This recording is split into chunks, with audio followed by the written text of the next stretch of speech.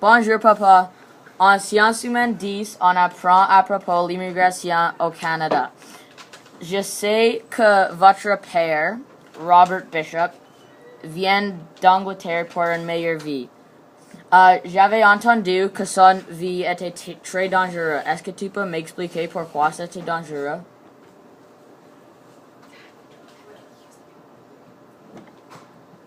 Bonjour, Cameron. I'll try and answer your questions. My father was born in 1890, and at a young age his mother passed away and his father remarried, and he was sent off to a private boys' school called Christ Hospital in England. And at the age of 19, he had finished school, and he decided that he wanted to come to Canada because it would offer a better life for him. There was lots of opportunity. Canada was known as the land of opportunity. So he came by ship, landed in Halifax, and I would think it was about 1909 or 1910.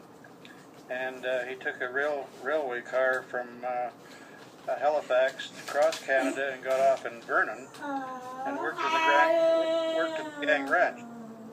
And after that, he got a job as a teller in a Union Bank up in New Hazelton, which is in the interior of British Columbia. And at that time, they were building a railway, so that the bank handled a lot of payroll for the railway workers that were building the railway. And he had a dangerous life in Canada because, a young fellow just coming to a new country, and he worked in this bank, and it was a lovely, lovely town, little town of New Hazelton. But one day, 7 Russians came by horseback from Prince Rupert, and that was in early spring of 1913. And he was the bank. These 7 Russians robbed the bank, and they shot at his feet to get him to open the safe. And he said, "I don't know the combination," but the shots attracted the local town folk, and there was a big gun battle, and they called it the largest daylight robbery in Western Canadian history, and it's written up in the British Columbia History magazine, so I think I've sent you a copy.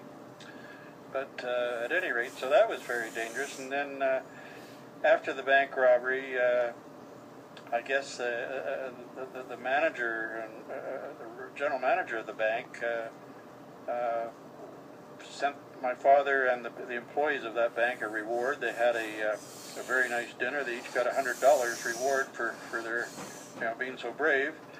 Then he signed up with the Canadian Army in June 20th of 1914, and he went over to Europe to fight with the Canadians and I guess the British Army, and he was promoted to the rank of second lieutenant in December of 2014. So he got promoted very quickly in the Army. But my father never talked too much about any of these things because in those days the soldiers didn't talk about the war or their experiences in the war, and he never talked to me about the bank robbery. I found all of that information in a big trunk after he'd passed away, and that's where I got my pictures that that I have on the wall in our house here. But other than that, Canada was very good to him, and after the war he went to work for the Continental Grain Company, which was a New York company, but he was the manager of Continental Grain Company in Vancouver. So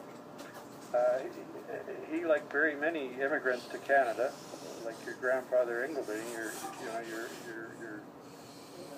your nanny's father, he came from Belgium, and but they all had wonderful careers here in Canada, and people come from all over the world, and Canada's such a young country.